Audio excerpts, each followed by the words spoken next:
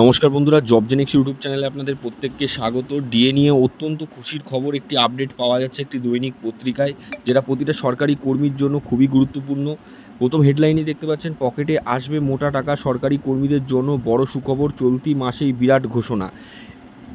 এই হেডলাইন দিয়ে একটি গুরুত্বপূর্ণ আর্টিকেল প্রকাশ করা হয়েছে একটি দৈনিক পত্রিকায়, যেটা প্রতিটা সরকারি কর্মীর জন্য খুবই গুরুত্বপূর্ণ। বিস্তারিত কি বলা হয়েছে আমরা দেখে নেব। তার আগে বলে রাখবো, যারা চ্যানেলে নতুন, প্রথমবার ভিজিট করলেন, ডিএ সংক্রান্তিত যে কোনো রকম আপডেট সবার আগে পাওয়ার জন্য আমাদের এই চ্যানেলটিকে সাবস্ক্রাইব করে অল বেল আইকনটি বাজিয়ে রাখবেন, ভিডিওটি লাইক করে অনেক অনেক শেয়ার করে দেবেন, যাতে ভিডিওটি সকলের কাছে পৌঁছে যেতে পারে। তো চলুন দেখে নিই বিস্তারিত কী বলা হচ্ছে। পকেটে আসবে মোটা টাকা, সরকারি কর্মীদের জন্য বড় সুখবর, চলতি মাসেই বিরাট ঘোষণা। ডিএ নিয়ে চিন্তাভাবনা করছেন মুখ্যমন্ত্রী, এমনটাই ইঙ্গিত পাওয়া গেছে নবান্ন সূত্র থেকে। নবান্নই ইতিমধ্যেই অর্থমন্ত্রী ও অর্থ সচিবের সঙ্গে বৈঠক সেরেছেন বহুবার, এবং অর্থ সচিবের কাছ থেকে রাজ্যের অর্থের কোষের পরিমাণ জানতে চাওয়া হয়েছে মুখ্যমন্ত্রীর তরফ থেকে। শোনা যাচ্ছে আন্দোলনের চাপে পড়েই মুখ্যমন্ত্রী এই সিদ্ধান্ত। এক্ষেত্রে মুখ্যমন্ত্রী ডিএ ঘোষণা করতে পারেন, কিন্তু কতটা ডিএ ঘোষণা করবেন তা এখনও তিনি জানাননি। কতটা ডিএ ঘোষণা করবেন তা এখনও স্পষ্টভাবে জানা না গেলেও ইঙ্গিত পাওয়া যাচ্ছে 6 থেকে 12% ডিএ ঘোষণা হতে পারে মুখ্যমন্ত্রীর তরফে। কিন্তু এই ডিএ ঘোষণা কি সুপ্রিম কোর্ট পর্যন্ত ডিএ মামলা গড়িয়েছে বলে তার জন্য? না, মোটেও না। শুধু আন্দোলনের চাপে পড়ে মুখ্যমন্ত্রী এই সিদ্ধান্ত। চারিদিকের আন্দোলনের চাপে মুখ্যমন্ত্রী প্রায় দ্বিধাগ্রস্ত।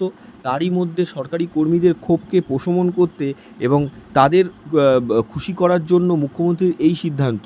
পুজোর আগেই ঘোষণা করবেন এই ডিএ, যাতে প্রচুর অর্থলাভ হবে রাজ্য সরকারি কর্মীদের।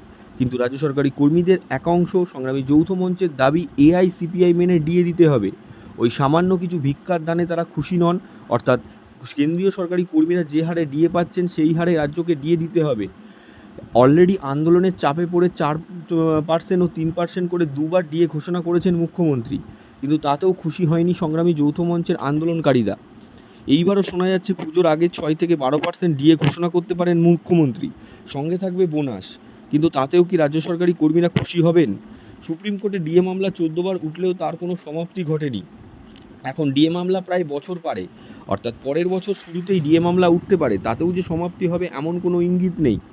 কিন্তু মুখ্যমন্ত্রী এই বারংবার ডিএ ঘোষণা, শোনা যাচ্ছে ভয়ের কারণে মুখ্যমন্ত্রী হয়তো এই ডিএ ঘোষণা করছেন। কিন্তু ডিএ ঘোষণা হলেও কেন্দ্রীয় সরকারি কর্মীদের সঙ্গে ফারাকটা কিন্তু অনেকটাই থেকে যাচ্ছে।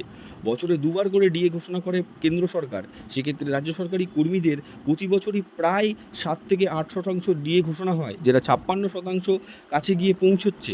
কিন্তু সেখানে রাজ্য সরকার সামান্য কিছু ডিএ ঘোষণার পরেও আর কেন্দ্রের সঙ্গে তফাৎ থেকে যাচ্ছে অনেক। এখন দেখার পুজোর আগেই মুখ্যমন্ত্রী কত শতাংশ ডিএ ঘোষণা করতে পারেন।